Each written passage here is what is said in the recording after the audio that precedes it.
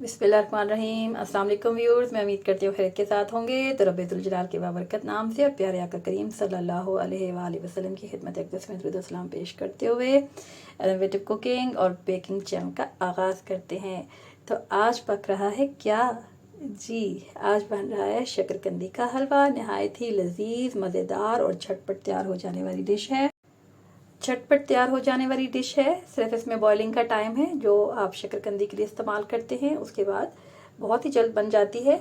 तो घी हम 350 ग्राम से लेके 400 ग्राम तक लेंगे।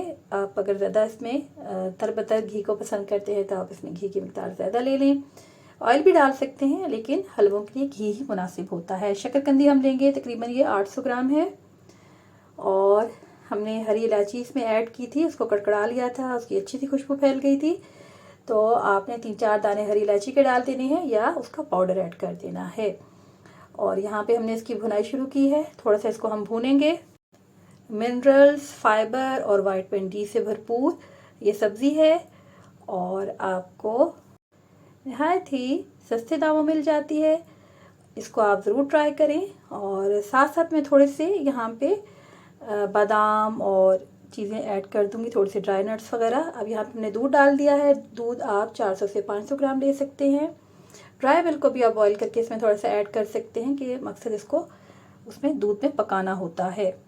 शुगर ऐड करेंगे, आप अपने टेस्ट के हिसाब से डाल सकते हैं। मैंने 350 ग्राम इसमें शुगर ऐड की है। इसमें कुदरती मिठास भी होती है, इससे शुगर को एहतियात से और चक्के आप साथ साथ ऐड करें अपने जायके के मुताबिक।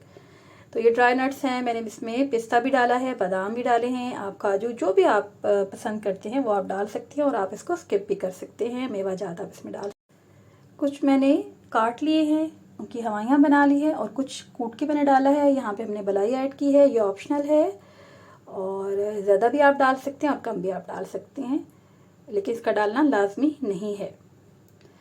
आप यहाँ पे चीनी चाश की सूरत में भी बना सकते हैं, जैसे घी के बाद जैसे हम चाश बनाते हैं, लेकिन मैं इसको इस अंदाज से बनाती हूँ और दूध के बाद इसमें चीनी ऐड करती हूँ। आप इसमें फूड कलर भी ऐड कर सकते हैं, लेकिन मैंने इसको इसके ओरिजिनल कलर के साथ इसकी भुनाई की है। अब आप अच्छे से इसकी भुनाई करेंगे, दूध को खुश करेंगे।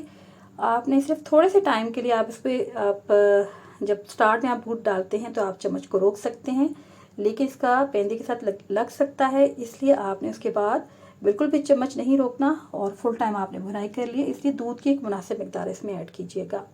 अच्छी फ्रेश शकरकंदी थी, बहुत ज़्यादा इसमें जड़ें नहीं थी, तो इसकी भुनाई भी आसान होगी, उसकी पकाई भी आसानी से हो गई। तो ये देखिए जनाब, इसकी हम भुनाई कर रहे हैं और पेंदे से जब आप देखें कि घी अलग होना शुरू हो जाए तो ये इसकी निशानी है कि हलवा रेडी होने लग पड़ा है। लेकिन इसके साथ आपने बस बहुत एहतियात करना है कि मुसलसल आप जो है चम्मच चलाते रहें। तकरीबन 20 मिनट में ये रेडी हो जाता है। बस आपने इसको गोल्डन ब्राउन होने देना है, बहुत ज़्यादा डार्क ब्राउन नहीं होने देना। आप फूड कलर का भी इस्तेमाल कर सकते हैं। हमने इसको नेचुरल कलर के साथ रेडी किया है। दिल और मैदे के लिए, बालों के लिए और गुर्दों के लिए नहायत ही मुफीद है। इसको ज़रूर अपने इस्तेमाल में लाएं। और ये देखिए माशाल्लाह खूब हमने इसको लाड के साथ और प्यार के साथ रेडी किया है और इसको गार्निश करेंगे।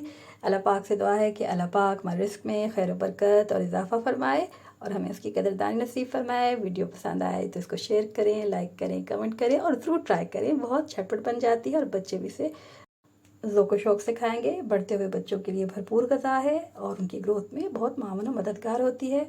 अपनी दुआ में याद रखिएगा और चैनल को सब्सक्राइब करें, शेयर करें, लाइक करें, कमेंट करें। तो मिलते हैं जल्दी नेक्स्ट वीडियो में, तब तक अल्लाह निगहबान।